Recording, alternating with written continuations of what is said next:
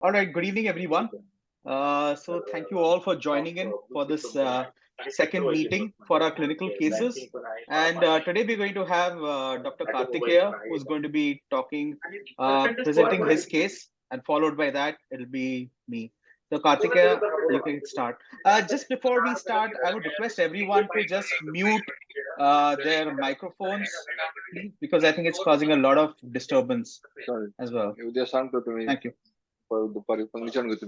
Thank you, sir. Thank you very much. Shall I start and I'm audible? Yes, very okay. much. Thank you, sir. Yes. So it's a very unique day today. It's 29th of February and it's a leap year. And just like the movie Leap Year, in which Amy Adams proposed by any other chance a person other than her boyfriend, this particular simple case that I'm going to present is also going to be in a similar outline that we encountered on a daily basis, but sometimes going a little extra mile or looking extra, we sometimes get a very beautiful diagnosis, and we save our surgeon friends from some sort of catastrophic damage that they can give it to a patient. So as a clip of our today's presentation depicted, that I'm going to present a case of ganglion cyst. So initially, whenever we put a probe, it's directly we hits that it's just a ganglion cyst. So I'm putting 3 question marks here. It's just a ganglion cyst, question mark, question mark, question mark. So we have to look beyond. So this case, which came to us, was a male 28 years of age, and he had a spontaneous pop-up swelling. What he was doing, actually, he was just opening the shutter of his shop, and the whole weight of the shutter was on his wrist. And there was a sudden pop-up, and it was more on the radial aspect. And he also developed later to that day, or after a few days, that is, he's developing a slight volar wrist pain also. As I said, the swelling was more on the dorsal aspect. So he was more concerned that why this swelling is not going off, because he had a similar episode twice before over the period of 2 years, and after 7 days, the particular swelling which developed at the same site was going off by itself. The important point that I'm going to put here is that this time the swelling didn't reduced spontaneously. This is very important as far as the imaging is concerned, that this time this didn't spontaneously get reduced. So as I started evaluating my patient, I put the probe in a transfer section on the radial aspect of wrist in a mid-prone position. So there was multilobulated curvaceous cystic lesion, and the maximal dimension that I can catch in end-to-end in this particular image was around, maximum dimension was around 3.9 centimeter, which is 39 mm. To my astonishment, most of the Western literature says the maximum dimension around wrist joint is 3 centimeter. So this was contradicting that particular point. So when I was evaluating, I was more concerned toward the dorsal aspect, as it was the primary site of maximal outpouching. So when I was evaluating the dorsal side, I found that the cyst is sitting in between the radius and the compartment 1 tendons, which is APL, abductor pollicis longus, and extensor pollicis brevis. So this particular cyst has displaced both the tendons superiorly. So now comes the master meme, which was very famous 2 years back, that Peeche to dekho, which means just look at the back. And this particular kid was continuously saying in the meme 100 times, just Peeche to dekho, Peeche to dekho. So I'm putting this particular meme for the reason that once you see a pathology, just go beyond and look towards the other side. So I went volar. When I went volar, what I found was that the same cyst is extending towards the volar aspect also, and part of it was going into the carpal tunnel. So as I said, the patient started developing the volar side wrist pain. So this extension of the ganglion was creating a pressure inside the carpal tunnel, which was compressing, pseudo compressing the median nerve and causing a little bit early manifestation of median nerve pain or the carpal tunnel syndrome. So you can very well see that this is a misnomer. This is basically G for ganglion.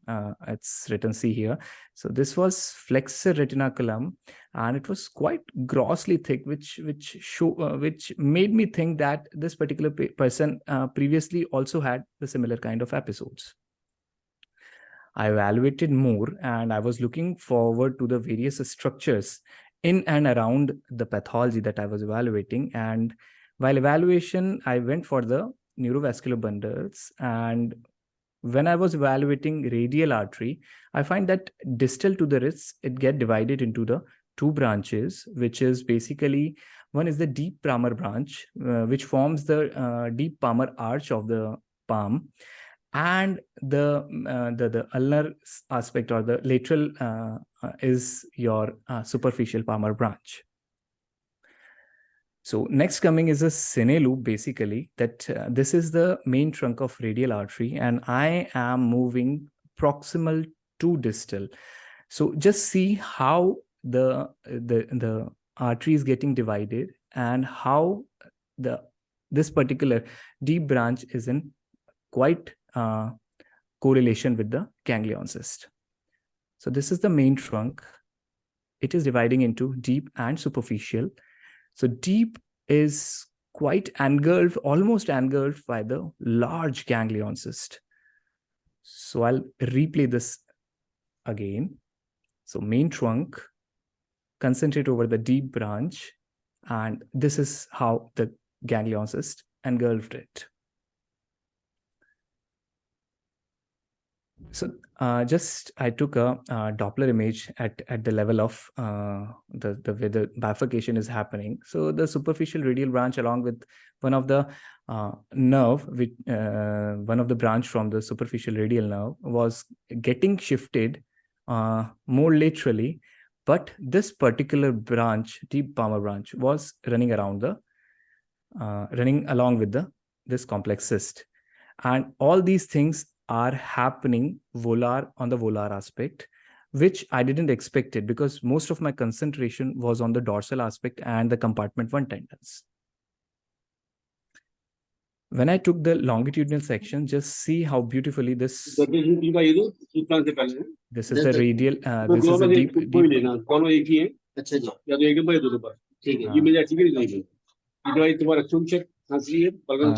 Dr.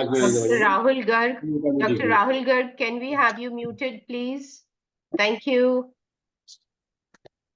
Thank you, ma'am. So this is the longitudinal section of the deep palmar branch of the radial nerve. So see how beautifully this particular this imperceptible membrane, or they both are sharing the same wall as the ganglion cyst.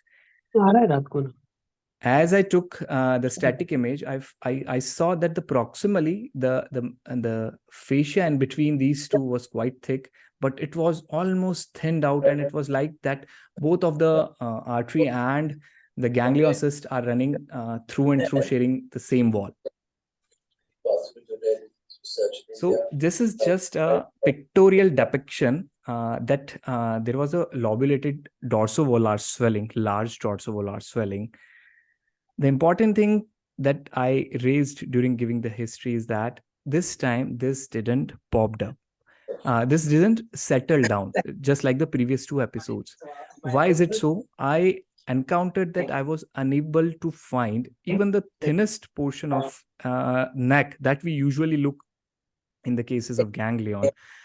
So actually what was happening, as I was unable to perceive the neck of the ganglion, what I thought during the examination, that there is a probability that it got completely collapsed by that major action of putting up the taking above the shutter, and this led to the static and at the given place. I'm sorry, I'm just getting some of the disturbances. I request everyone to. Dr. Renu, can we please have you muted? Dr. Renu, request you to mute yourself, please. Can I request everyone to please mute? Kartikeya's case is absolutely exhilarating. And I think each and every point needs to be paid a lot of attention. This is a fantastic case. And let's all just put our attention so that we can ask all our queries. Thank you so much. Go on, Kartikeya. Thank you. Thank you, ma'am. Thank you. Thanks again. So as I was exploring the case, I was unable to find the neck of the ganglion. So that might one of the reasons that while doing that very aggravated motion of the hand while taking up the shutter, there is a probability that the neck might have collapsed extensively and is not allowing the resettling of the ganglion. And as far as the vessels are concerned, the superficial branch was displaced more laterally, and the deep branch was running along with the ganglion cyst. So this is just another photo gimmick, which was giving that the deep branch is running along with the ganglion, and the superficial branch was displaced laterally. So what next? Yes, of course, it's a ganglion cyst. It's a mucin-filled, a multilobulated, well-encapsulated cystic lesion, and we all know and we encounter it as one of the most common pathologies around wrist joint. So what I did, I just consulted my surgeon and I asked him to avoid a direct volar incision. Why? Because there was the deep palmar branch of radial artery was elevated, and it was sharing the same wall along with the ganglion cyst. And I asked him to better approach dorsally, because you are only going to get the two tendons of compartment 1, APL and EPB, and you can easily dissect out the ganglion cyst. So somehow they listened to me, and to my astonishment, it was just a ganglion cyst. And this time I'm not putting question mark, I'm putting exclamatory mark. Because when we see a pathology, we just get biased. Biased in context of, yes, we found a ganglion and just write on the reports, ganglion. No, we have to go for end-to-end evaluation. We have to look forward to the arteries. We have to look for the neurovascular bundles. We have to look to the bones, the muscles which are getting displaced. If it is small, it is very easy to interpret the things and the displacement of the adjacent structures. But when it becomes a big lesion, you don't have to leave a nook and a corner while examination. See all the relations and adjacent structures, and please do tell your surgeon friend that how they should approach the lesions. Because if I wouldn't have said my surgeon friend that you should not go volarly, they might end up maybe incising or just nicking the deep palmar branch of radial artery. So they just we can help them, and they would be grateful to us from saving them from an unwanted catastrophic situation on the surgical table. So that's all for my case. It's a small case. I depicted it very fast, but I think while examining this particular case, it made me a little more insightful that I should not get biased and not supposed to get hyper while seeing a positive finding case. I should look for every corner of the lesion. Over to you, ma'am. Thank you.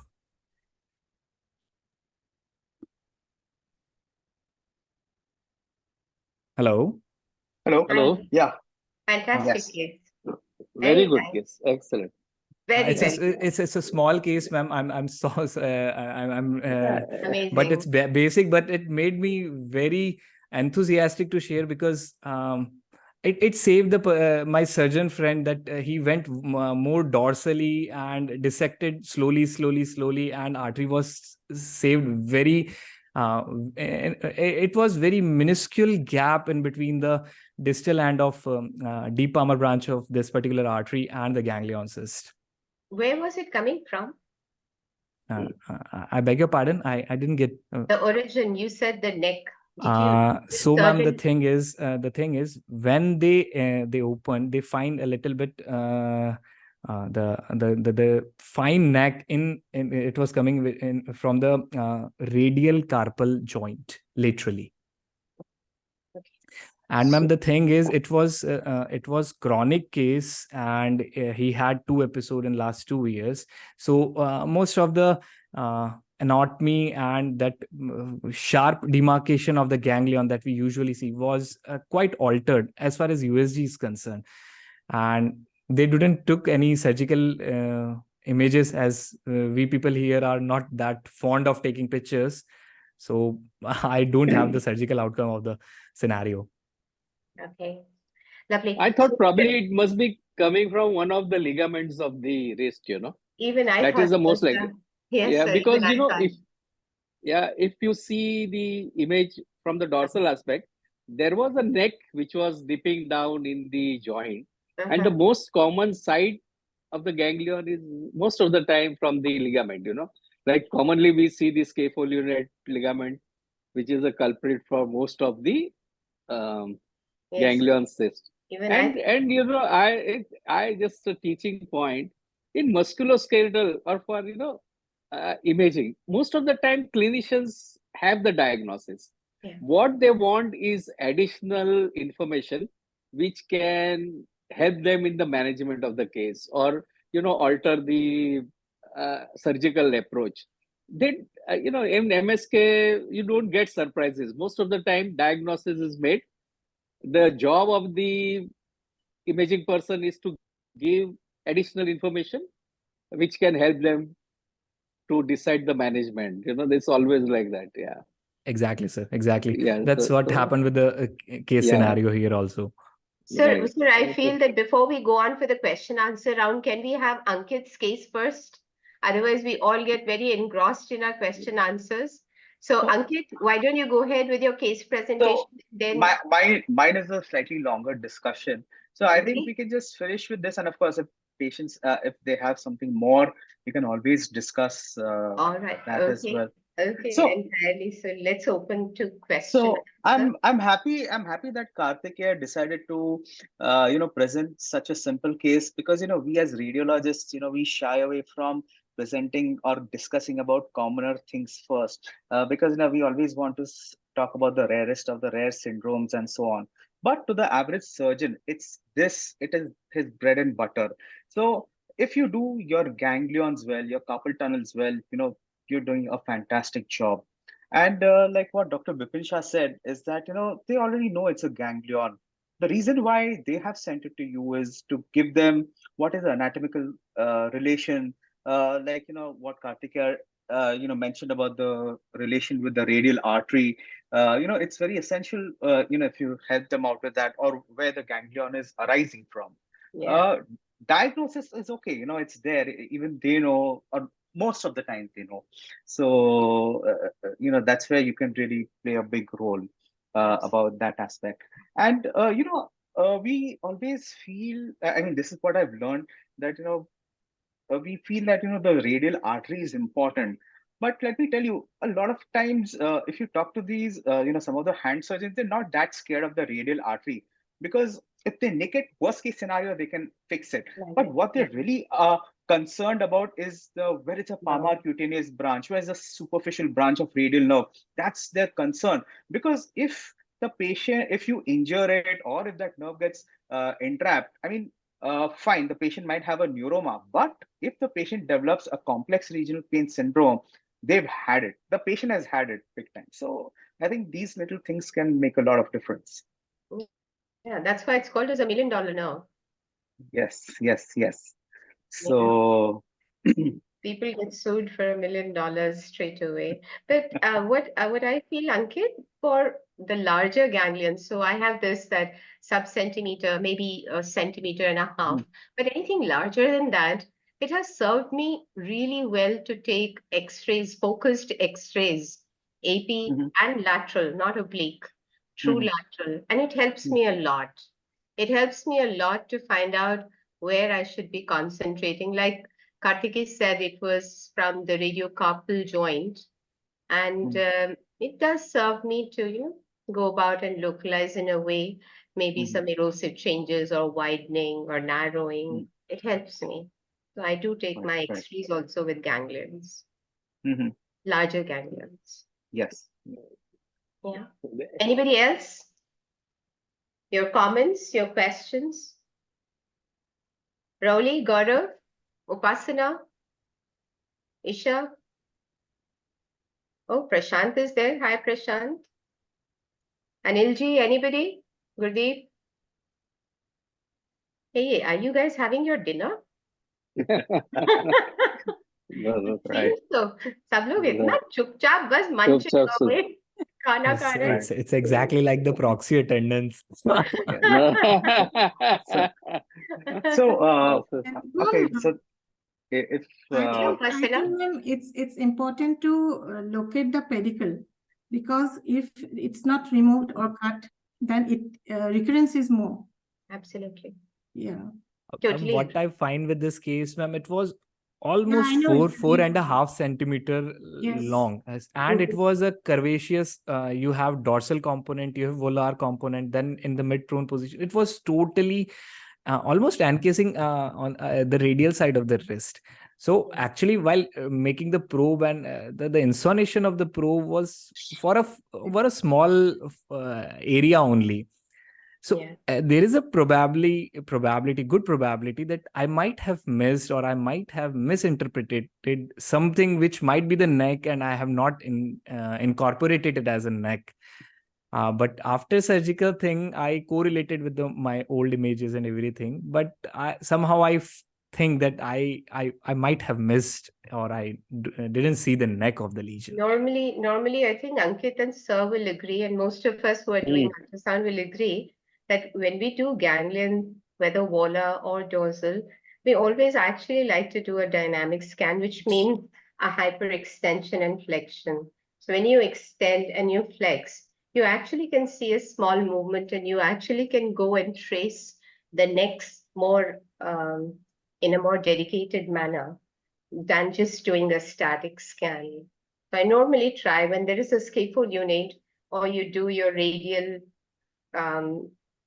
lateral flex, the shift of the hand, it usually helps to make sure that are we doing from the ligament? Is there a ligament that is torn? What do you say, Ankit? Do you usually follow the stress ultrasound? yes, so I agree with you.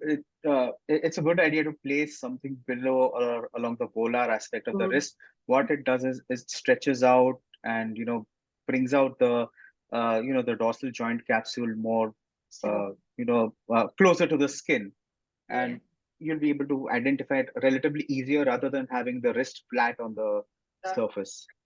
We also have what is studied there.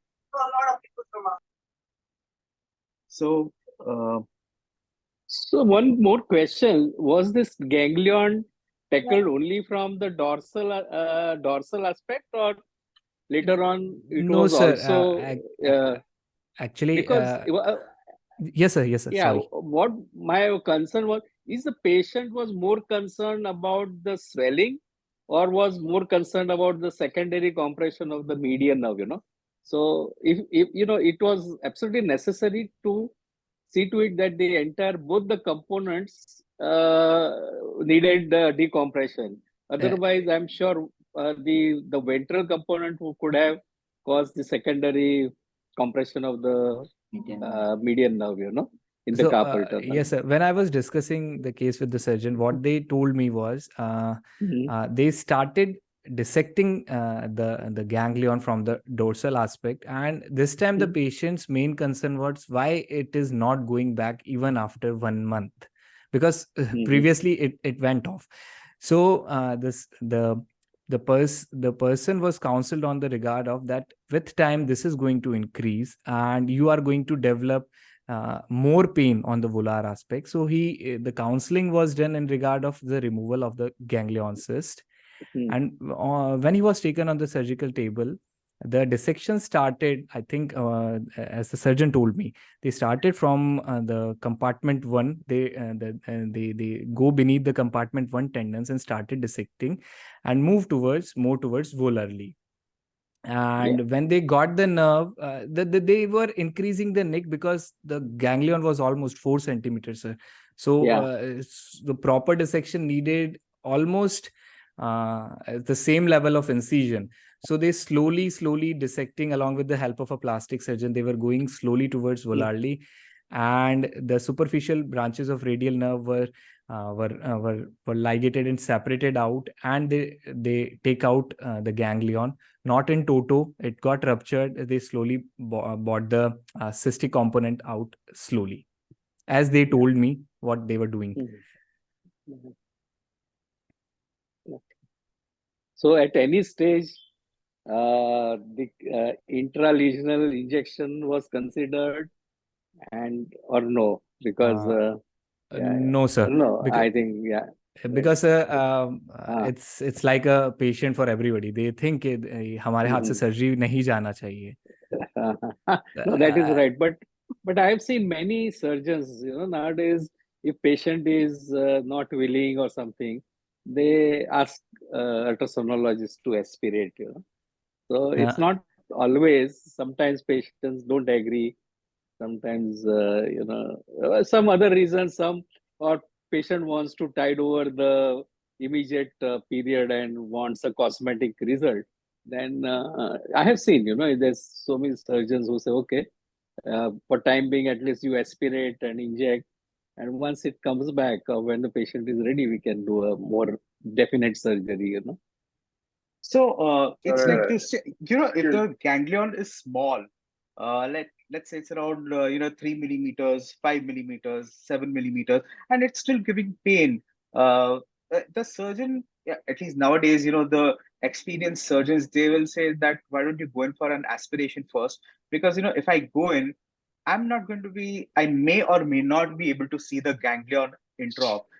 We feel care of a surgeon under jaga, he'll see everything. It's not like that. They say, okay, I might not be able to see it, and this patient is just not worth operating on.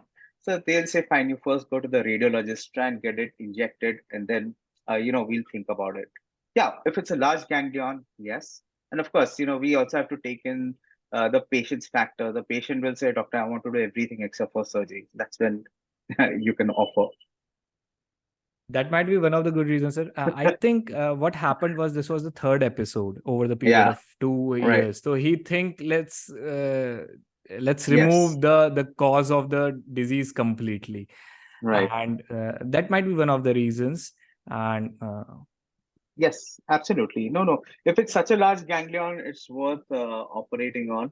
But yeah, this is for the smaller ganglions. Now people have become slightly, they've tried to opt for a conservative way that, chalo, theek hai, even after aspiration, if the ganglion comes back, then we'll consider surgery.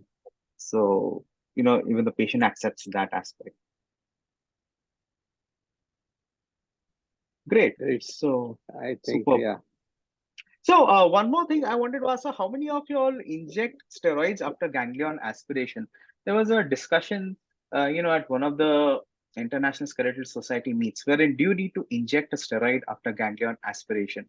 Because technically ganglion is a non-inflammatory, most of the times non-inflammatory pathology. So do you really need to inject a steroid? So I generally fenestrate. And when I fenestrate and I see that it has collapsed, no steroid. I don't want to inject steroid and bring it up again. But there are times when even after fenestration, they're so thick-walled that they don't go down. So that's when I do give a steroid with a tight bandage and let's see what happens. That's the protocol I'm following. Yeah, so I agree to what you said, because there have been times where I've removed, 0.5 ml of gelatinous fluid, and I've injected 1 ml of steroid, and the patient says, this has become double of what I've come with Absolutely. it. Absolutely. And we've all made mistakes because there was nobody to tell us, don't, you know what, just leave it alone. You fenestrate and it becomes kind of really nice and small, and you feel now you're very tempted. But then I did a mistake once in a young girl, and then they had to do the surgical excision. So I learned that if you fenestrate and it goes down in size, just leave it alone and let's see what happens. And has served me very well. But if it doesn't go down, very thick walled, and as Karthik said, the chronic ones, it's always a good idea to just fenestrate, leave a little bit of steroid, and let's see what happens. Helps. Yeah. Anyone else who has any Great. experience? But Okay, Karthik, was a very nice case. Thank you, ma'am. great, Thank you. great. The way you Okay. demonstrated the anatomy, that was wonderful. Very good. Yeah. Yeah, because that's actually what is needed. That we just dissect out everything, lay it out in the open, and just present the entire bouquet to the surgeon to take a call on it. Wonderful. Loved it. To be very frank, I was just wanted ki surgeon should ask me ki just put a needle and bring out everything and just reduce the swelling. But ma'am, what happens is in a small town like this, any problem, if it regenerates, it creates that the doctor is not good. I उसने know. इलाज नहीं किया या फिर they start blaming, sir, either you have done something wrong with me, or so it's better to play safe in the initial stage of doing all these things. नहीं, हम तो Because- बहुत सरप्राइज थे कि तुम्हारे पास आया, क्योंकि आजकल I'm seeing a different shift. All the simple cases, for whatever reasons, I'm not going to name them, but all the simple ones where they have the diagnosis, they're going for MRI. And then the complex ones where they're not getting truly a good answer that they want, even post MRI. Now they're coming for the ultrasound. Ab bataiye aap. You know, like it's such a big exam every day you undergo, that it is amazing. And then if you give the answers, there is never a ki wo to aapko karna hi tha. That's what you are doing. So I'm seeing a little shift there. Another I thing don't know. that we get on MR, ma'am, usually at a small town, tier 2, tier 3 cities, the MRI machines are equipped with basic coils, the abdominals, head coils, and knee coils. When it comes to finger or the wrist, what they do is they use one of the coils, so there is good amount of SNR, and you don't get that ultra most detail that is required for some surgical Baba good Delhi surgical में भी outcome. यही हाल है. I Most think of the centers. MRI is useful Yeah. for the ruptured ganglion cyst. Okay, ma'am. Ganglion cysts which are ruptured, then the fluid is released.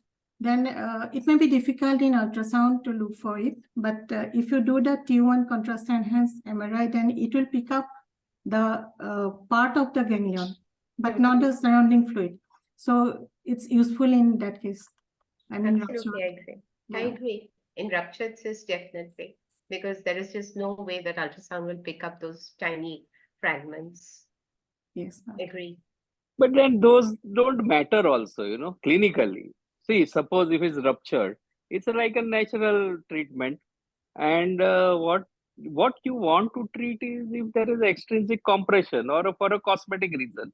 So once it has ruptured, and if there is small fluid here and there, I don't think that they are going to operate, or it's going to That's change the just management. for Because diagnosis, sir. It's just yeah, for for diagnosis. yes, but with the today's era where we have such a fantastic probes, still I feel the ultrasound resolution can pick up. Of course, you have to try multiple probes and evaluate extensively.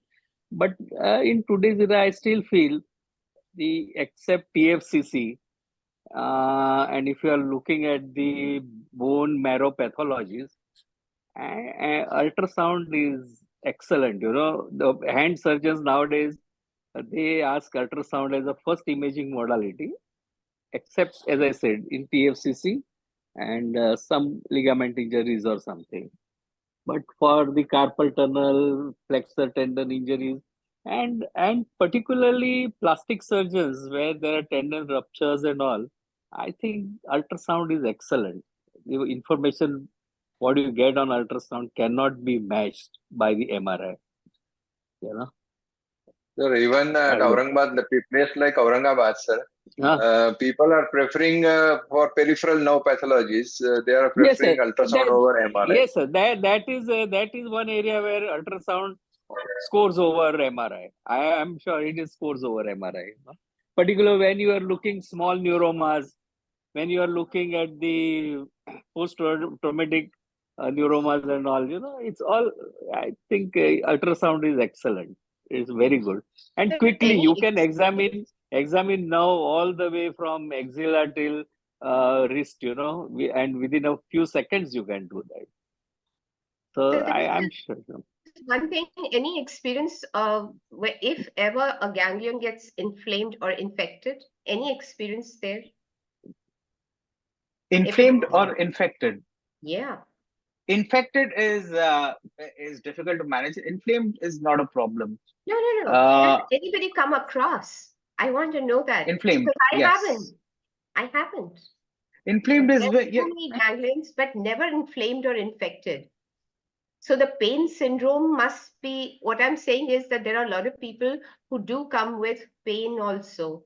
So that pain could be just because of the compression of the nerves, or it could be some pressure on the synovium of the joint space that causes. But I don't know. I haven't come across. So I'll tell you what happens.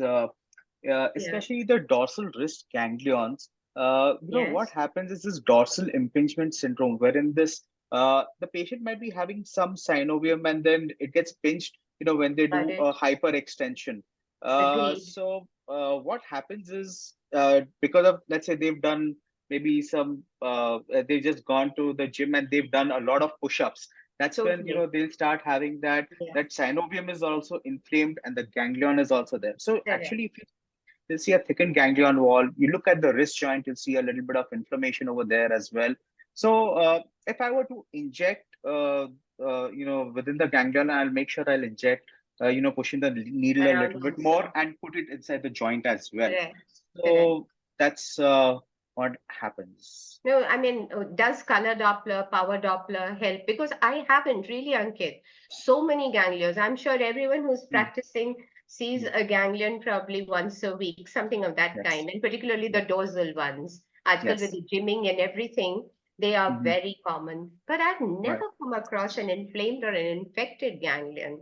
That's a little bit of a surprise. You put your power Dopplers and you feel that, oh, you're going to just tell them that it's inflammatory, or because I'm raising a vascularity. Never. If there is no history of any intervention, then it's most likely to be an inflammatory, very, very unlikely to be an infected ganglion. I agree. Very unlikely. I agree. Unless somebody's put in a needle, yes, then it's a different story. Yeah, absolutely. I totally agree there. So should I proceed with my case? Yes. I think.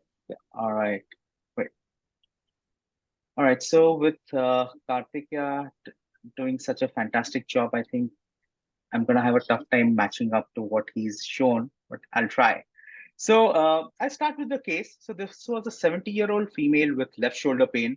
She tried to avoid a fall 1 month ago. All right. So what happened is she was about to slip and she tried to hang on to a handle or a bar where her hand got stretched.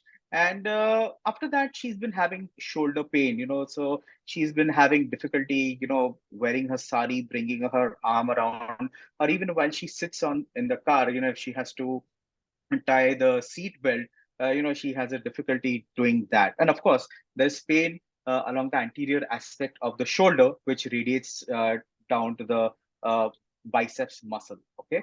So this is what we see when we start with looking at the biceps. We see that there's an empty bicipital groove, and we see that the long head of biceps has almost it's dislocated medially. All right. So this is what we see. And of course, this is the deltoid that we see. And when you take it in the long axis, wherein what I've done is I've tried to take the long axis along the biceps and not the bicipital groove. So if you see over here, the long head of the biceps is sitting right on the lesser tuberosity, and as it goes down, this is slightly oblique. But at this point of time, I would expect to see the subscapularis tendon over here. So what we're not seeing over here is a thick subscapularis tendon. That multipennate appearance is not visualized. So what we do is, try and go slightly more medial to the biceps. And this is what we see, that the subscapularis tendon is still not visualized. And at the expected location of the subscapularis, all you see is, some thickened tissue over here with a little bit of effusion. So this is actually the joint capsule. Okay, the subscapularis tendon has torn and it has kind of retracted medially. So if we take a different view, taking the coracoid as well, this is what we see. This is the long head of the biceps, which has dislocated. And at the expected location of the subscapularis tendon, you don't see the subscapularis tendon at all. All right. So the subscapularis tendon has torn and it has retracted medially. So when we take a cine loop going from proximal to distal, and this is the coracoid, you see that the biceps tendon is seen, which is dislocated medially. And at the expected location, you don't see the subscapularis tendon at all. All that you see over here distally is the distal thirds of the subscapularis tendon. So, sometimes what happens is the thickened joint capsule might mimic the subscapularis tendon. So make sure that, if you're suspecting a subscapularis tear, you compare it with both the sides or see it long as short as well as short axis, so that you see that multipennate appearance as well. So again, when we go back a little bit more posteriorly, you see that this is the supraspinatus tendon. In the long axis, you see that it appears heterogeneous. And if you use anisotropy to your advantage, this is what we see, that this is the torn supraspinatus tendon over here. This is just the lateral stump. This is almost this is granulation tissue, and the tendon has retracted medially. Once again, when you take a short axis, that's the biceps tendon. This is the supraspinatus. That's the infraspinatus. And you see the naked cartilage sign over here. It kind of makes your life much more easier. And you'll be able to say that, yes, this is a full thickness tear more confidently. So what you have is a subscapularis tear anteriorly and a full thickness tear of the posterior fibers of supraspinatus tendon. So once we've seen the subscapularis tendon tear, we try and have a look at the long head of the biceps as well, or the rotator interval. So what we see is that this is the anterior edge of the supraspinatus. That's the biceps. So, but the distance between the biceps and the anterior edge of supraspinatus seems increased. So you don't know what's happening. And this, if I tell you, this is the coracohumeral ligament, and this is the floor of the biceps fully, that is the superior glenohumeral ligament. So this is the intact tendon. This is the tear. And over here, what you see is this is the coracohumeral ligament, which that C, inverted C, is not seen. And this is the superior glenohumeral ligament. So what has happened is that there has been a tear of the biceps fully, and the biceps has kind of dislocated medially or anteriorly. So the imaging findings were that it's a full thickness tear involving the upper 2/3 subscapularis, which is a type 3 tear. There is an intra-articular dislocation of the long head of biceps, and there's an irregular full thickness tear in the conjoint tendon. Now, if we were to discuss about subscapularis tears, this is something which we really don't discuss that often. Most of the times, we keep on talking about the supraspinatus tendon because that's what is most commonly torn. But let me tell you, subscapularis is the strongest tendon of all the rotator cuff tendons, and it's the biggest tendon. But somehow, the orthopedic surgeons feel that, we miss the subscapularis tendon injuries quite often, not only ultrasound, even on MR for that matter. And they really have, they complain a lot about this aspect. So before we move ahead, this is just to inform you all that we're having our MUS UCAM course this year. So, we have around 12 or 13 seats left. So in case if there's anybody interested, might want to join, please feel free to get in touch with Nilesh. And let me tell you, this is a really good course to do if you're interested in musculoskeletal ultrasound. And if you have any queries or if you want a review about this course, feel free to get in touch with any of us. All right, we'll be happy to help you. So coming back to the subscapularis anatomy, it's the largest and the most powerful muscle and the tendon of the rotator cuff. In fact, literature says that of the entire force generated by the rotator cuff, subscapularis forms almost 53% of the force. Okay, and it forms. It is one of the main stabilizers of the glenohumeral joint, especially in the elderly, when the labrum has degenerated, the glenohumeral ligaments are weak. That's where subscapularis is really, really helpful. So what exactly does a subscapularis do? So it forms a force couple with the infraspinatus tendon. All right. So when I say force couple, what it does is it acts along with the infraspinatus and it keeps the humeral head within the glenoid cavity. All right. So suppose if the subscapularis was not there, the infraspinatus could just pull it back and there would be posterior subluxation or dislocation of the humeral head.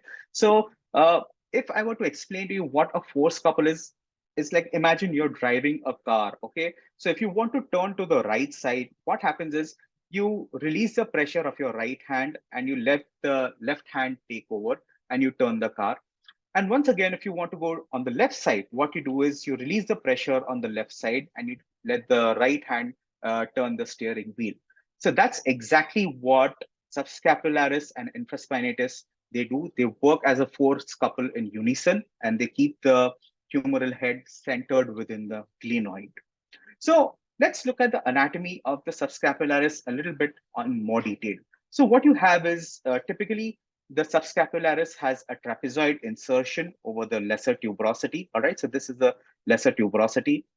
And although most of the tendon inserts over the lesser tuberosity, there is some amount of tendon which also inserts over the metaphysis of the humerus. Okay, so if you were to see the footprint, this is how the footprint actually looks. So most of the tendon, which is the 2/3 part, attaches over the lesser tuberosity, and there's a distal third, which is a more fleshy or the muscular part. It attaches over the diaphysis of the humerus. So there's one more small slip from the subscapularis, which goes and inserts over the base of the rotator interval. And this is what forms the medial part of the biceps pulley. All right. So this is it. This comes from the subscapularis tendon.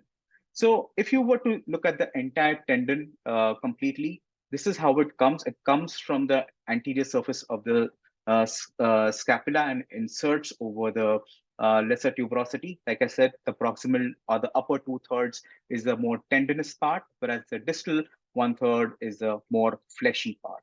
Okay. So once again, I'm just going to do a little bit of repetition. So if you see over here, this is the proximal 2/3 and distal third or the lower third of the subscapularis tendon. And this is the additional step which forms a part of the biceps pulley. And the long head of the biceps comes over here and it is closely attached to the insertion of the subscapularis. That's when, if you see that there is medial subluxation of the long head of biceps, think about a tear in the subscapularis tendon as well. So this is what the gross subscapularis looks like. If you see from the anterior aspect, that's the coracoid process, and this is the subscapularis.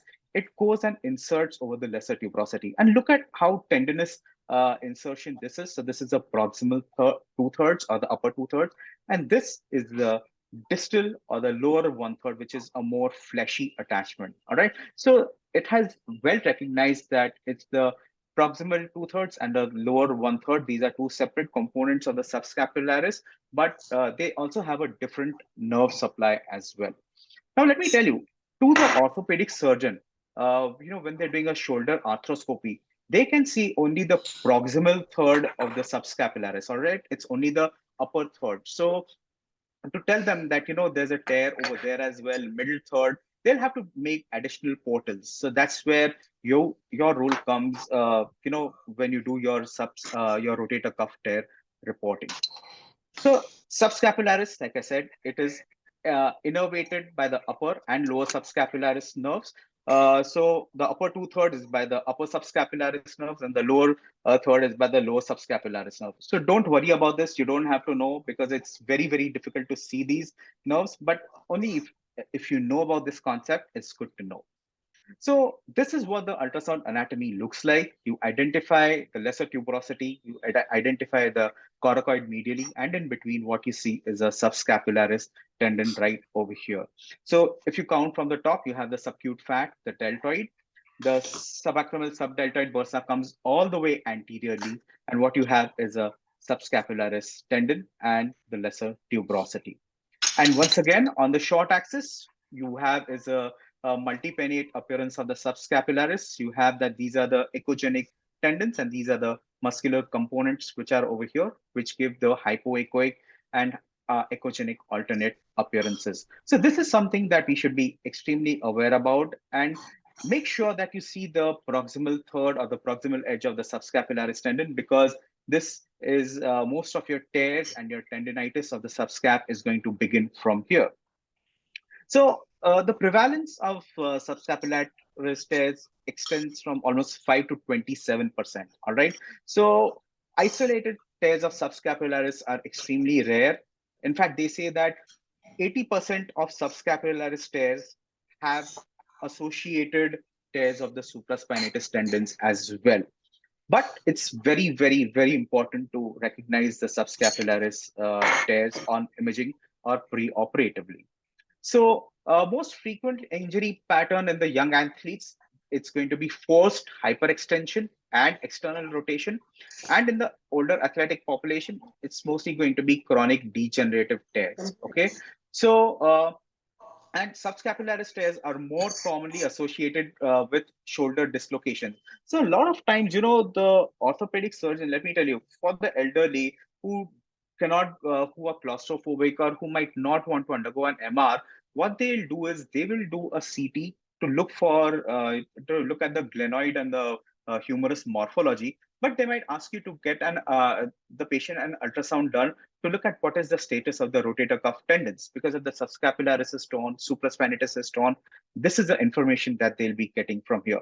So it's not possible to do an MR in all the elderly who had a dislocation. So that's where a combination of CT and ultrasound can be really, really helpful. So typically, the function of subscapularis is it's the main internal rotator of the shoulder, all right, and adductor. Although it is activated in all the shoulder movements, its primary function is internal rotation as well as adduction. So these are a couple of studies which have said that, the sensitivity of ultrasound is 39.5%, whereas that of MR is also 83%, which is far significant. But then when you start looking at the subscapularis, I think it's very easy to look at the subscapularis on ultrasound because it's just below the skin, unlike or rather more superficial compared to the supraspinatus as well. So next time you start scanning the shoulder, do have a look at the subscapularis tendon, and you'll see that you'll be able to see it with much more ease than what you'll be able to see the supraspinatus as well as the infraspinatus tendons. So subscapularis tendon tears, they're known to have an impact on treatment and surgical approach. Okay, so what happens is, suppose you don't report a subscapularis tear either on MR or on ultrasound. Suppose if there's a big tear, what they'll have to do is they'll have to make an additional portal. Most of the time they work with posterior portal and an anterior portal. If they see a subscapularis tear, they'll have to make an additional anterolateral portal. Or if there's a large subscapularis tear, if they were planning to do just a supraspinatus tendon repair with an arthroscopy, they might go ahead with a mini open or an open rotator cuff repair, because if everybody is not trained to look at or treat subscapularis tears. Okay, a lot of these shoulder surgeons, they can repair the supraspinatus easily, but repairing the subscapularis can be extremely challenging. So that's where they might really change their approach to how they can operate on the patient. So coming to ultrasound imaging in subscapularis tears, so primary signs are tendon discontinuity, you don't see the tendon, or non-visualization of the tendon. All right, so over here again, another patient, you see deltoid You see that you don't see the tendon over here at all.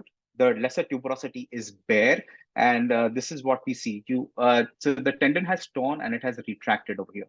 So make sure that you just keep a lookout for the subscapularis tendon as well.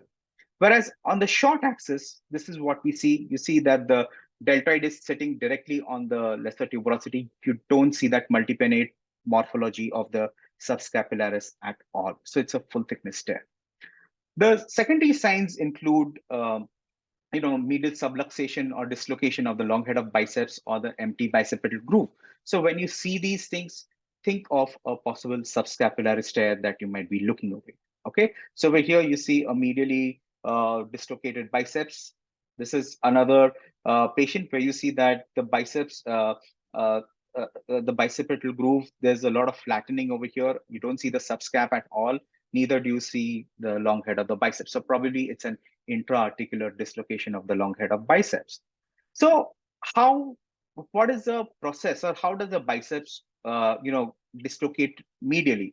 So what happens is, because the coracoid is located medially, there's always a medial traction on the biceps. Okay, so typically the subscapularis, this section is taken at the level of the proximal third of subscapularis.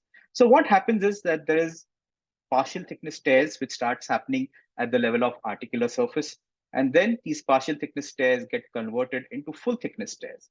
Now, because of continuous traction, what you'll have is that there's going to be medial subluxation of the biceps, and ultimately the subluxation will increase and you'll end up having dislocation of the biceps, and what you'll end up seeing is intra-articular dislocation of the long head of the biceps over here. Okay, so this is how the entire pathophysiology of dislocation of the long head of biceps occurs in a subscapularis tear. So this is a really good image which I found in literature. So what they've shown is that this hashtag sign, or a pound sign, or a fracture sign, whatever you want to call it, this is the proximal edge of the subscapularis. So imagine you're looking at the shoulder from the top. All right, this is through the arthroscope. So over here, this is the humeral head, and medially you have the glenoid. So you're looking at the subscapularis from the top. So this is a partial thickness tear of the proximal third of subscapularis, and you see that the biceps is kind of subluxing from the groove, and it's splitting between the two leaves of the subscapularis. And this image B, this is a more advanced tear of the subscapularis, wherein what has happened is the proximal third of the subscapularis has torn. You see that there's the residual part of the middle 2/3, the middle 1/3, and you see that there is intra-articular dislocation of the long head of biceps. And over here, this is the humeral head, and this is the glenoid. So this is how the orthopedic surgeon sees the biceps as it subluxes or dislocates within the joint cavity. So this was a 55-year-old male with left shoulder pain. He was a table tennis player. All right. So when they're a table tennis player, they kind of try and hit the ball with, internal rotation and adduction. All right, with forward elevation. So what we see is he was having a lot of anterior shoulder pain. And this is what you see. You see that the bicipital groove is empty. You see that the subscap tendon is there. But you see that the biceps tendon has subluxed medially. All right. Or you would want to almost call it dislocated medially. But go from proximal to distal, once again, this is what you see. That's the tendinous part, and this is the muscular part of the subscap.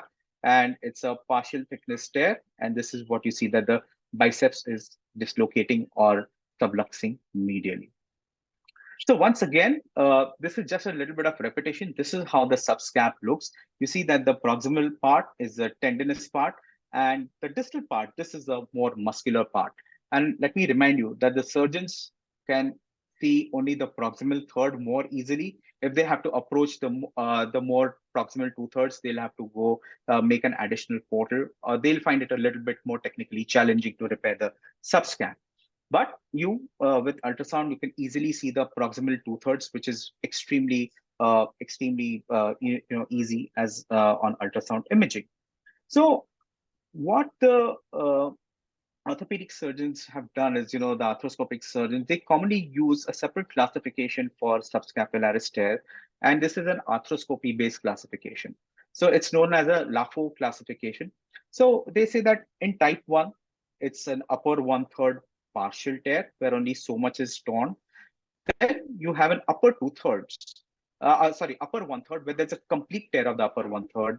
And then there's a type 3 where there's an upper 2/3 is involved. And then there's a type 4 and type 5 where the whole subscapularis tendon is torn. Now, you don't have to know, or you don't have to by heart the entire classification. It's just so that you know that how the pathophysiology works. So it starts with a 1/3 partial tear, then upper 1/3 complete tear, then there's an upper 2/3 complete tear, and then the entire subscapularis tears. So most of the times we can differentiate between types 1, 2, and type 3 subscapularis tear. And if you put this into your report, I mean, it might come across as a pleasant surprise to the treating orthopedic surgeon as well, because you don't see this happening even in MRI reports at all. So if you were to imagine how does a tear happen or how does it look? So a type 1 tear, this is how it would happen. It's a partial thickness tear. There's slight medial subluxation of the long head of the biceps. So this is the corresponding ultrasound image of a type 1 tear. You see that the biceps tendon is between the two leaves of the subscapularis. Then what you have is a type 2 tear, wherein the tear is more extensive and there is medial dislocation of the biceps. So what you have is a upper 1/3 partial. You see that on the short axis, you see that this is the upper third, which is a partial tear, but you see that the middle 1/3 is intact. And again, you have a type 2, which is an upper 1/3, which is complete tear. All right. So the upper third is completely torn. There's medial dislocation. And of course, what you see is there's no tendon seen over here. All you see is a thickened and hypoechoic middle third of the subscapularis. Again, there's a type 3 tear, which is the upper 2/3, wherein the entire upper 2/3 or the tendinous part of the subscapularis is torn and the biceps has dislocated within the joint. And you see that over here, as you go from proximal to distal, you see that the proximal third is not seen. Most of the middle thirds is also torn. So upper 2/3 of the subscapularis is torn, and what you have is just a fleshy distal third subscapularis tendon, which is intact. And of course, this is another patient wherein you see that there's a bare lesser tuberosity, and you just see that the distal third, the fleshy component of the subscapularis is there. Type 4 and 5, wherein the entire subscapularis is torn.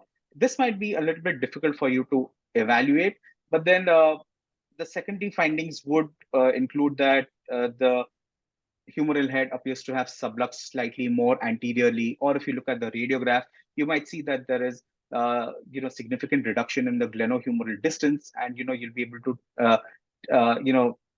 kind of correlate that with ultrasound imaging as well. So type 4 and 5 is a little bit difficult to evaluate, but 1, 2, and 3, you can actually try and incorporate those in your reports as well. So if you were to see this is like an animation where it tears further, and this is ultimately how the biceps goes. Tendinitis, partial tear, proximal third tear, middle 2/3 tear, and that's how the entire tendon tears. So with this, the take-home points is that subscapularis tendon is the most powerful rotator cuff tendon. Proximal 2/3 is the clinically more relevant part of the subscap, and it has a tendinous insertion. And subscapularis tears can lead to instability, especially in the elderly population, where the glenoid labrum is torn and frayed, the ligaments are weak. And if you see subluxation of the long head of biceps, you should have a high suspicion for a subscap tear. So thank you so much for the patient listening. But yeah, I just thought I'll speak about something which we don't, talk much about, a different perspective.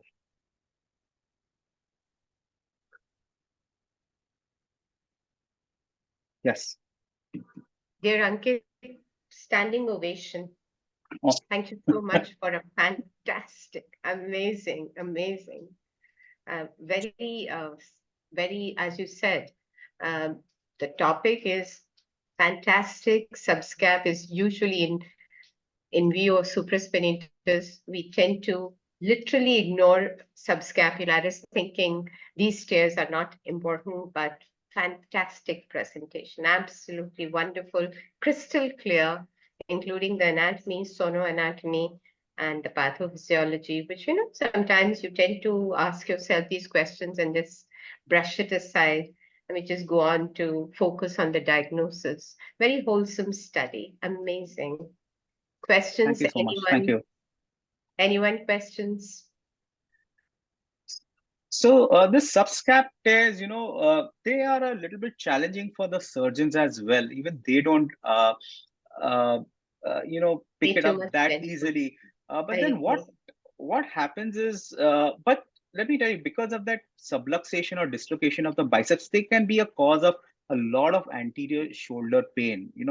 And like I said, once that force couple of subscapularis is gone, there is a lot of shoulder instability which happens. So uh, yeah, it can be problematic. So that is what happens. There is So, just a little comment here, like when you said the traction force and the repetitive traction force that leads to the subluxation.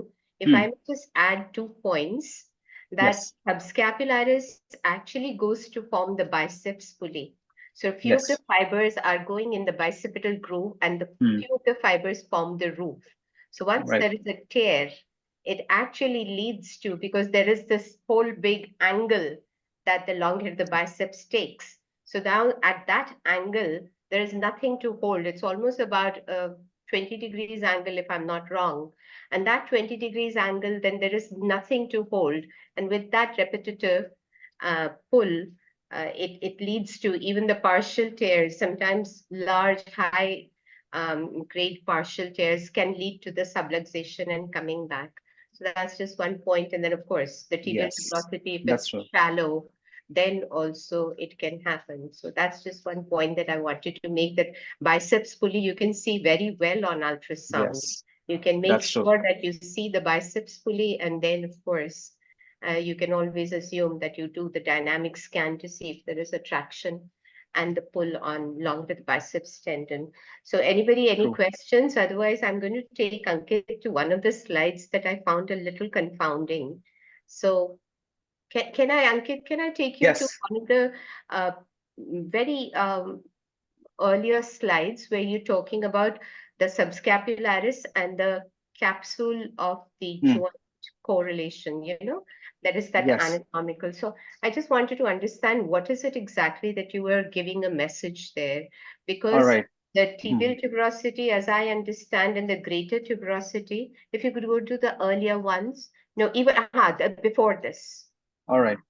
So this, Yes, yes, yes, yes, yes. fantastic. So yes. So So as I yes, understand that tibial tuberosity, the lesser lesser. tuberosity is not really, the capsule is not reaching up to the lesser tuberosity.